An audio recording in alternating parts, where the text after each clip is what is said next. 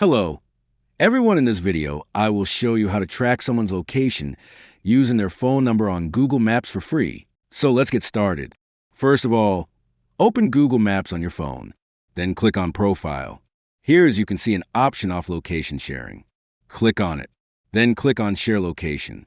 Now, first of all, here you can see an option of timer, or you can set for until you turn off.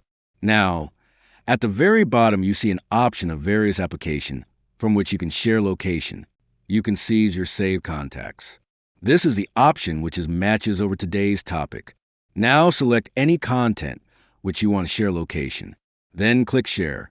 You can also select more than one contract to share location. Then click on Share. Now it will open your messaging app. Click on Send icon.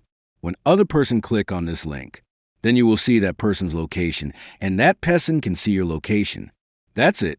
If you find this video helpful, please give this video a thumbs up and don't forget to subscribe and hit the bell icon. And we will see you in the next video. Till then, goodbye.